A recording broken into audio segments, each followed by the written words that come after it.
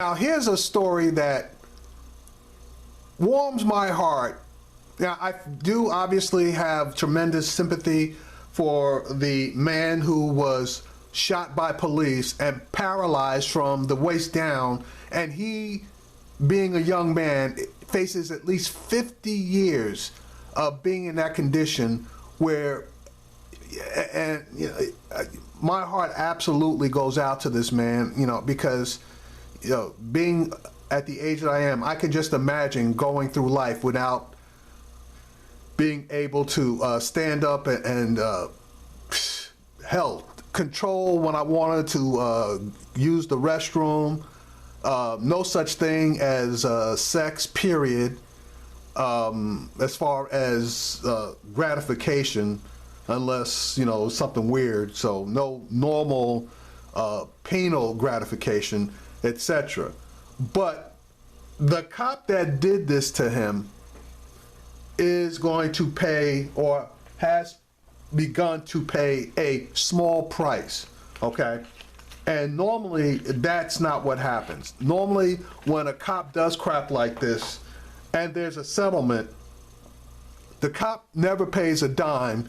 The city or police agency end up paying something, and then the municipality ends up paying the lion's share of whatever is awarded. In this particular case, that didn't happen. Let me read you this story.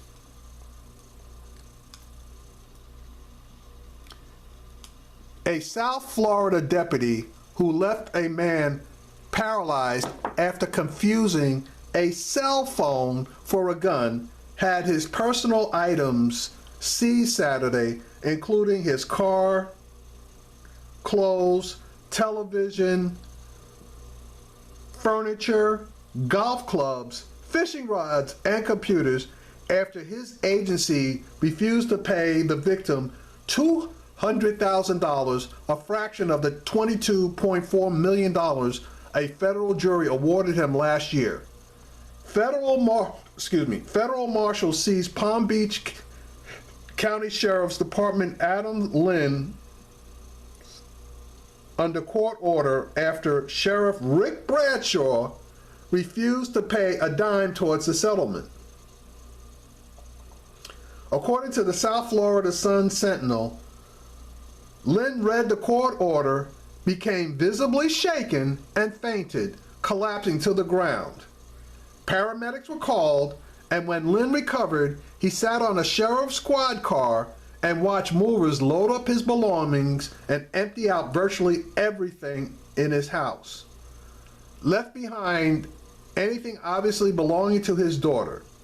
Among the items taken, his car, his couch, coffee tables, end tables, lamps, his collection of samurai swords, flat screen TV, ironing board iron, computer, golf clubs, bicycle, tools, and almost all of his non-sheriff's office clothing. The person who supervised the seizure said that he didn't think they took any of the guy's shoes or his underwear, but shirts and pants and shorts are all gone. They left behind some cups and saucers and some dishes, he said. There's nothing of any significant value in those. Now, just to do a recap, the shooting took place on September 13, 2013, after Officer Lynn spotted 19-year-old Dontrell Stevens riding his bicycle in what he described as a high crime area, which was Stevens' poverty-stricken neighborhood. Lynn also said Stevens rode his bike from the left side of a residential street to the right side of the street without using a marked crosswalk, which made him even more suspicious. Yeah, if he was breathing, he was suspicious. Dash cam video from Lynn's patrol car shows Stevens step off his bicycle with a cell phone in his hand after the deputy pulled up behind him. Stevens then steps out of frame for a few seconds, which was when Lynn opened fire on him, shooting him 4 times, claiming he was in fear for his life because the teen was reaching for his waistband. Yeah, okay, when have we heard that one before? It's always they were reaching for their waistband, even though the video shows that they're not.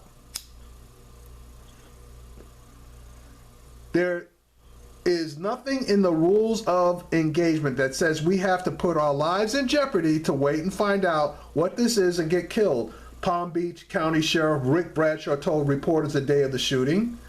But that was before the videos released, which showed the only person whose life was in jeopardy was Stevens.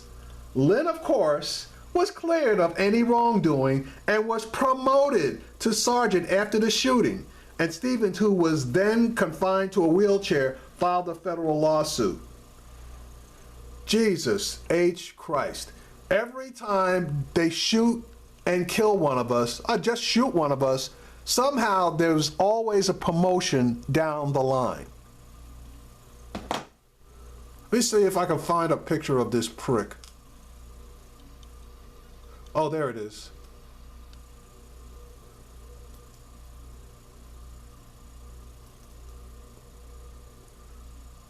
Well, let me see if I can, I'm gonna zoom in. Okay. That's why. That's why. That's Adams Lynn. That guy's an Asian, okay? That's why they came down on him and grabbed this stuff, because he's not a white guy, he's an Asian. Okay, anyway, in February 2016, a federal jury watched the video and deliberated for 3.5 hours before awarding Stevens $22.4 million. However, because Florida law places a $200,000 cap on such settlements, the matter needed to go before the legislature before Stevens could be awarded the full amount.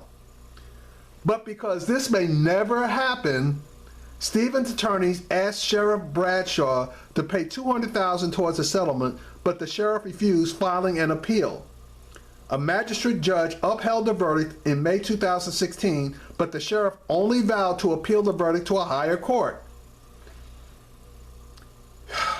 Yeah, so he wasn't coming up with crap.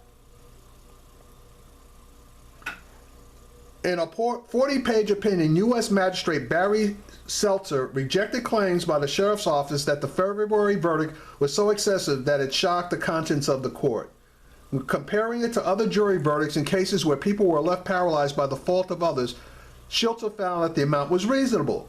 Stevens lost use of his lower extremities, lost control of his bowel, lost control of his bladder, lost his sexual function, and suffers constant and severe pain, Seltzer wrote. Further, given his young age and his life expectancy, Stevens will have to live in that condition for more than 50 years. That's what I said earlier.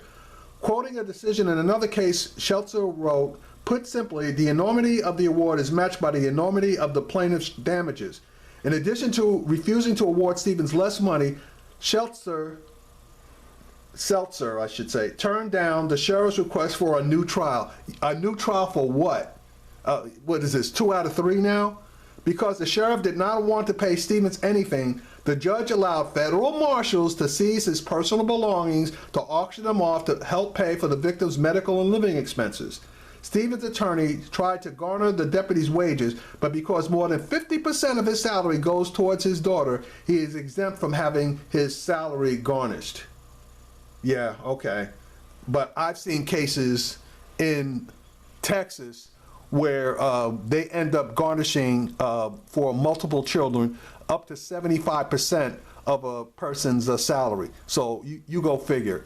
Anyway, hopefully that attorney turns around and files a lawsuit against the state of Florida or whoever the controlling, well, yeah, it's got to be the legislature. So it's the state of Florida for dragging their feet on bringing up the award of the $22.4 million, because that guy has got to live, and obviously he can't work.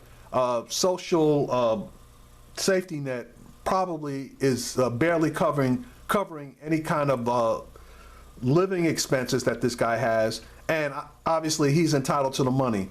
I mean, $22.4 million is a lot of money, but you know something, which of us would not have a problem trading all that money to be able to walk around, stand up, take a piss when we want to, take a dump when we want to, and if we get with a woman, have sex in a normal fashion?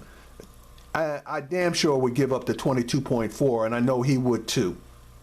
So this police officer, anytime he comes into anything, they should be back and snatch up anything of any kind of value that this guy ever acquires in life, or up until that $22.4 million is finally paid out to Mr. Stevens.